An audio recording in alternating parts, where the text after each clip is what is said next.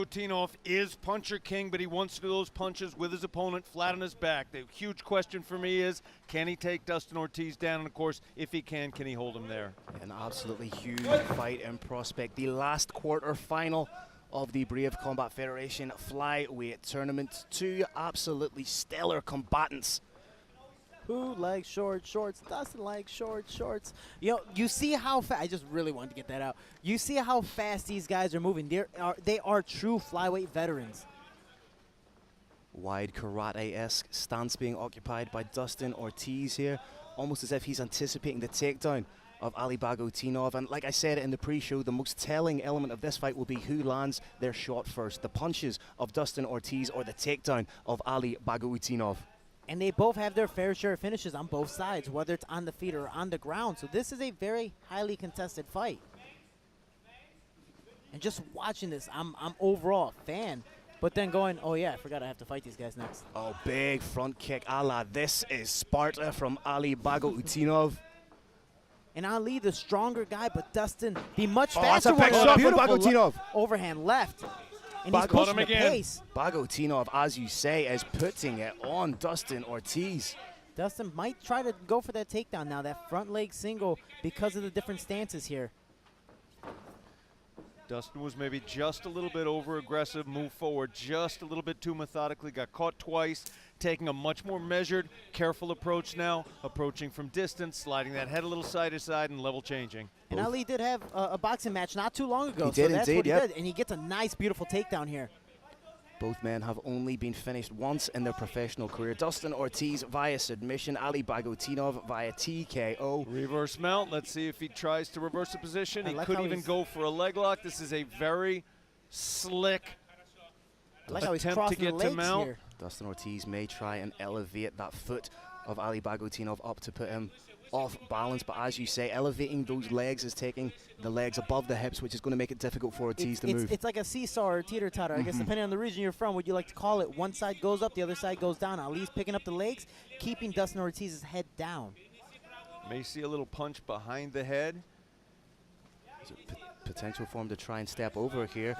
Ortiz trying to roll. Bagautinov stuck to him like white on rice. Beautiful job. Just a smart fight right now by Ali.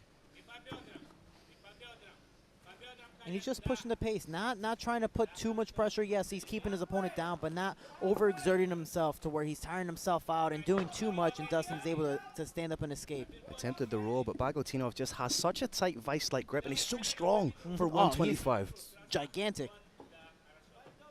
Like he's my size, but buff.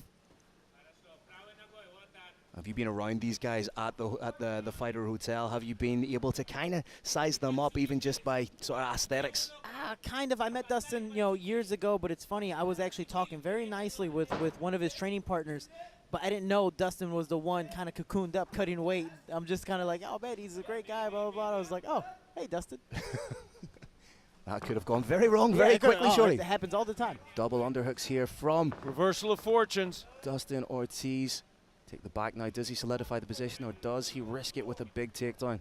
He's going to try and punish a little bit before trying a forward drive, possibly backwards. Got to see where those fingers are through the fence. Nice switch from Ali Bagautinov, but needs to be aware of having his back taken. And he's lifting that leg to try to create some space here to be able to turn inside. But Dustin has that underhook. In doing so, by lifting that leg, he has aided Dustin Second Ortiz in hook is getting in, the initial Brave hook Nation. in. Crossing the feet, harkening back to what you said. Little nasty little kicks to the thigh. Kind of reminds you of BJ Penn, Kenny Florian. It's a good shot, man. And that just shows how much of a veterans these guys are, doing those little trick shots that you don't see guys like Valley Morata, myself, do, that we barely have 10 professional fights. Ali Bagautinov, a pro since December 2009. Dustin Ortiz, a pro since February of 2010. Both these men have 10+ years fighting at the very highest level. Gentlemen, what we just saw there was a fighter, Ali Bagautinov, looking at the screen, the large screen, in order to see where his opponent's head was, and then throwing an elbow back there. It's pretty slick. I just want to say, I made my amateur debut July of 2010. Just want to put that one out there. Dustin Ortiz doing a good job of landing strikes here, but Ali Bagautinov trying to throw strikes of his own. Short time now, down to under 10 seconds. Oh, beautiful scramble. The roll. I like my exchanges like I like my eggs in the morning, Shorty. Scrambled. Now with that escape, that round was very close. Very, yes. That escape could have been to make it or break it here. Because they both had a dominant section of the fight in the first round. One of them had the back, the other had the back. One obviously in a little more dominant position, but we see here a nice head kick blocked by Ali.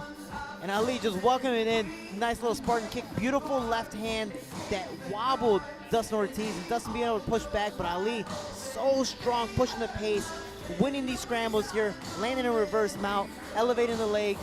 But he gets his back taken by Dustin. Does that win him the round? This can go back and forth. And as we had in the last fight, I'm not even going to call it. I'm not even going to call it. There's no point. I'm just going to sit here and watch. And Carrick, the fact that this round is so close just illustrates how good these guys are. There's very little to separate one another. Absolutely. We've had some extremely close rounds. That's where we've got world-class officials. By my completely unofficial, worthless score, I've got Ali Puncher King Bagautinov up 10-9. I would think it's worthless, Carrick. I'd like to hear what you have to say about fights. Red and I Saber. don't know. He was kind of wrong that last one. But I was definitely wrong too, so I can't. That's the hard part about judging. Everyone has a different taste in a sense, you know? Dustin Ortiz again taking the fight now to Bagautinov. He just evades the big high kick.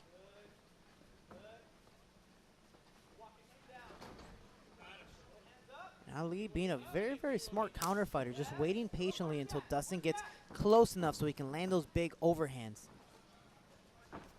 Dustin Ortiz trying to, using the wizard now. We just see how strong Ali is. Just digging in for the underhook. Dustin Ortiz trying to swing that leg like a baseball bat, now down on the ankle. But look at the awareness of Ali Bagautinov. Straight away was diving in for the underhook. And Dustin trying to go under that leg, trying to lift, and he's going to try to pick a side, but Ali putting that weight down. Dustin trying to hook that leg and slowly take the back, but Ali's going to whizzer and put the pressure down. And he's landing some nice body shots. Credit to Ortiz again, showing his strength as well, but clamping down heavy on that whizzers.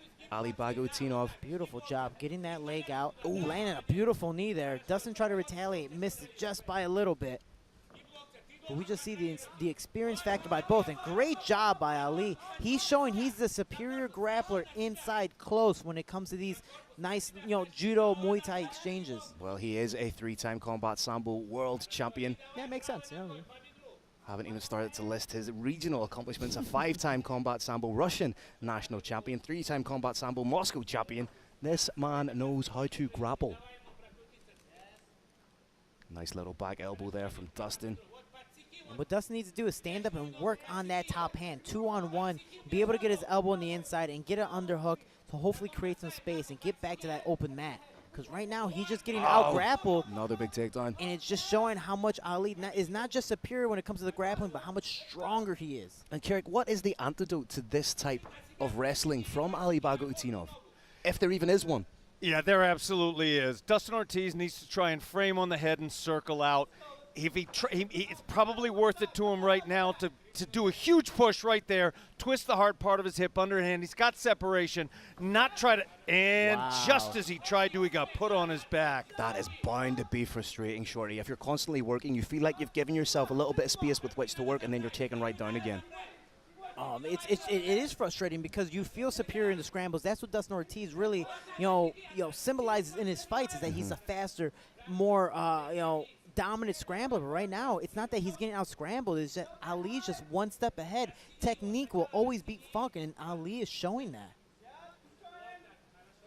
I'm just watching in appreciation because just how much smarter Ali is. Again, it's not a huge gap, but that one step is making that big difference here. Now the latter half of the second round, mirroring the latter half of the first round, except this time it's Ali Bagautinov taking the back of Dustin Ortiz, who's gone 2-on-1 on the hand. May try and baseball bat swing that hand over his head.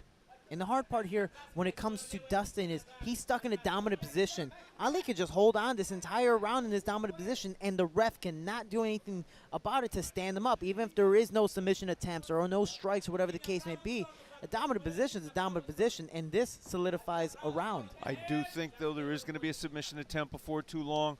We're getting closer and closer now. It's just a softening up process with some shots. Those short, sharp shots to the eyes, to the nose do hurt. Ali Bagautinov does have 5 wins via submission in his professional career. 2 arm bars, 2 rear naked chokes, and 1 guillotine. His last submission coming all the way back in June of 2017. So potentially he's due one. He's due one, but against a very highly touted veteran. It's very, very hard. And Dustin's trying to pick a side and move. But Ali, again, one step ahead. Just on him the entire time. But Dustin Little high. is moving. God, Ali Bagautinov is clingier than my ex. This is unbelievable stuff. Well, at least you have that problem. I just got, well, anyways, I don't want to talk about it. Baby, I could change. But you see Dustin on top trying to, finish this round dominantly to show the judges, no matter how much you held me on the ground, I'm going to push. I want to win this round. Dustin Ortiz again feeling that he has to put a little bit on Ali Bagautinov. Potential head-on triangle set up, but again, beautiful transition from Ali Bagautinov. May transition into a guillotine choke of his own, but is it a little bit too late in the round? 10 seconds to go, mate. And then Dustin Ortiz pops out. And they're up. Fantastic round of fighting from both men. And this is just beautiful, superior grappling by both gentlemen. The scrambles, the dominant positions, the back takes. Wow.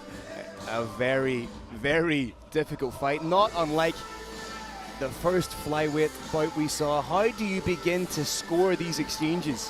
Why doesn't anyone like to just stand and trade? Whatever happened to that? I know a guy still likes to stand and trade. Hi, how you doing? Here we see some of the exchanges. Ali Bagautinov, even in a defensive position, manages to mount offense. Ortiz trying to break away, but just relentless is Ali Bagautinov, Carrick. This is sumptuous grappling.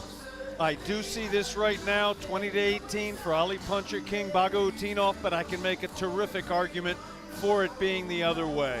What do you believe Dustin Ortiz needs to do to adapt, to evolve into this next round?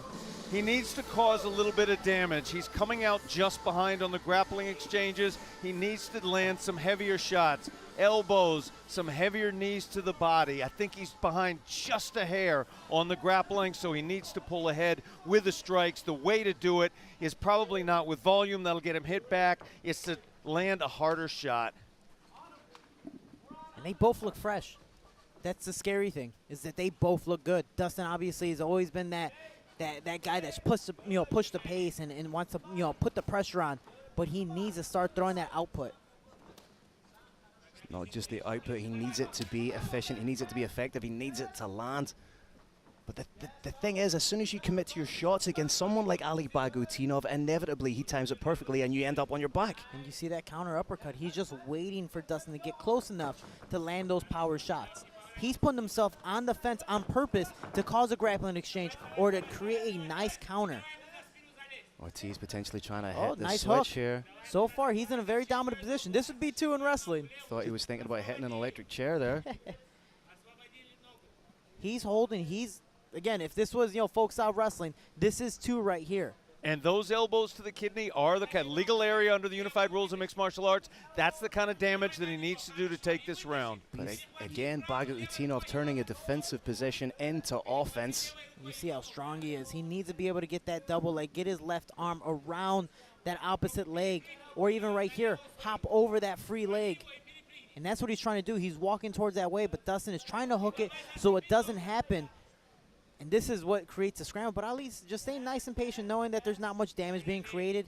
And now he's opening up to hopefully scramble out. And he does. Wow. That is absolutely stunning. Ortiz doing a good job to try and get that knee shield in to keep himself offensive, even in defensive positions. And this is mastery right now, Shorty. Dude, he did it so methodically. I have to re-watch this fight and really study, not just for myself going into this next fight, but just as a fan to go, how did you do this? Against a high-level black belt jiu-jitsu grappler, jiu-jitsu practitioner like Dustin Ortiz. That just speaks to the grappling credentials and ability of Ali Bagautinov. Guard pass, switch attempt, up to standing, he got it. He Grammy has roll it. attempt. He has it. He hopped over beautifully, but he might be in a little bit of crucifix position if he does roll to his back. Ali's giving it up a little bit. He's going to try to get his left leg out. Oh, it looks like he's taking the back again. Looked like he was trying to almost get like a side-on rear naked choke. But Bagautinov is just like, where is this cardio coming And from? he just yeah, for a guy with that much muscle on him. Head oh, on and he's going triangle, for the head on triangle. It's not completely tight because you see Dustin is turning to the side. He's out. It's not in there, but he might try to transition. Oh, he takes the back. Some of this is, I don't know if my eyes are capable. I have 20/20 vision. I can't keep up with what's going on here. Some of these transitions are absolutely seamless. My eyes are still puffy, so I really can't see much. This is, as we said, the greatest flyweight tournament in mixed martial arts history. You're seeing why right before your eyes. Wow. Because these transitions are so smooth, it's almost reminiscent of two training partners in a flow roll. So clean to watch from both men, really speaking to their technical prowess and proficiency. It almost looks like they're not even trying to, exert themselves. This is a practice match, but they're completely killing themselves to get into these dominant positions. Dustin Ortiz in the top position right now, sliding over knee on belly, trying to get to the mount, but shot. Ali Bagautinov then reverses the position. Wow. This is just a back and forth battle. Ali has the inside leg, comes around to solidify a dominant back position, and he's going to try to put the pressure on. He might lift because that's usually his fan favorite thing, or hook the leg and pull for a sweep.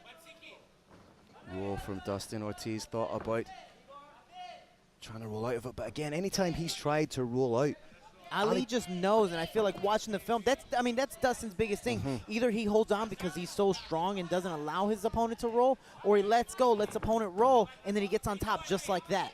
it's almost anticipated and rolling with the opponent. If you decide, and I've actually torn my AC joint trying to hold on and roll with them, and actually Dustin Ortiz's corner was the opponent I was supposed to fight, and I ended up trying to roll with the Granby, and I just did it way too late, landed on my neck and tore my AC joint.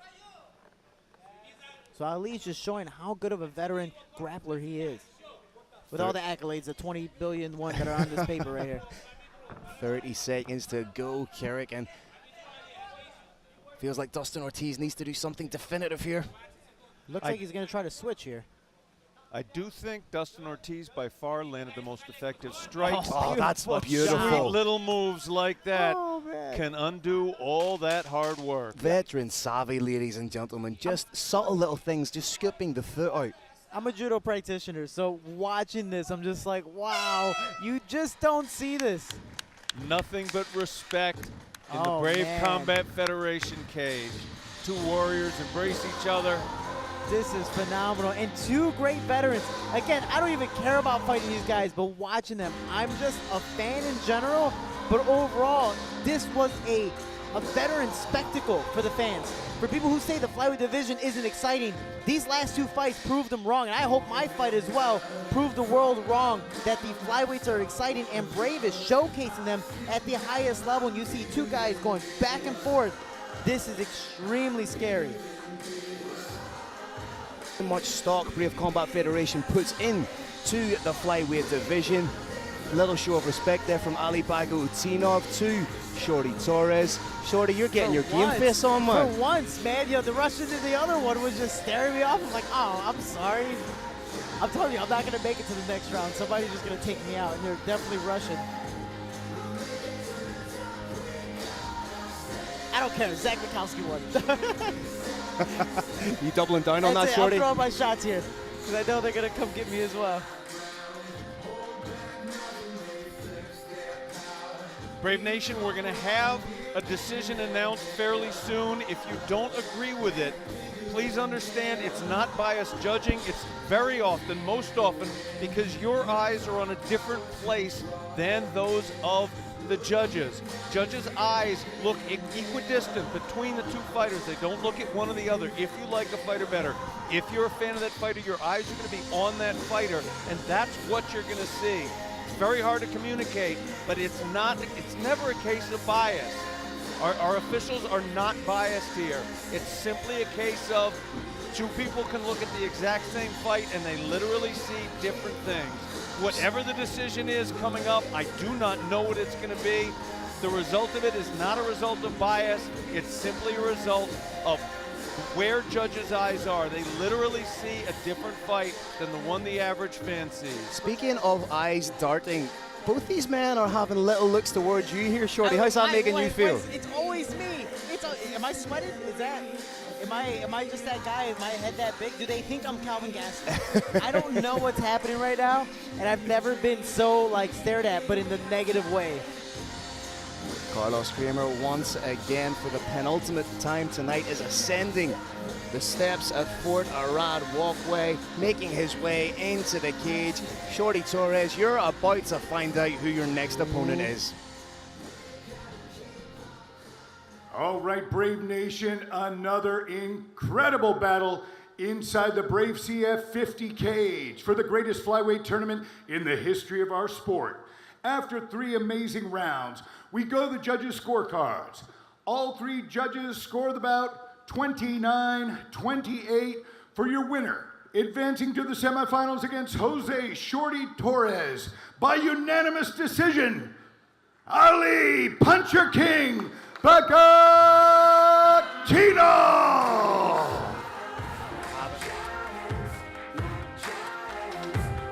For the first time, these 2 men will compete in the second semi-final of the greatest tournament in flyweight MMA history.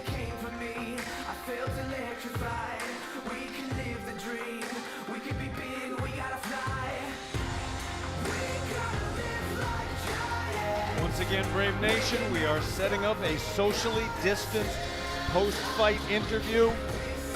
It's a little bit more complex than it sounds. We have to get cameras in multiple locations. It takes just a little bit longer than hopping into the Brave Combat Federation cage. While we're waiting for Ali Bagautinov to be assembled, well, we are down to short time now. The cameras are coming forward. Fighters in place. Phil Irish Thunder Campbell is in place. 5 seconds, Brave Nation, and we are there.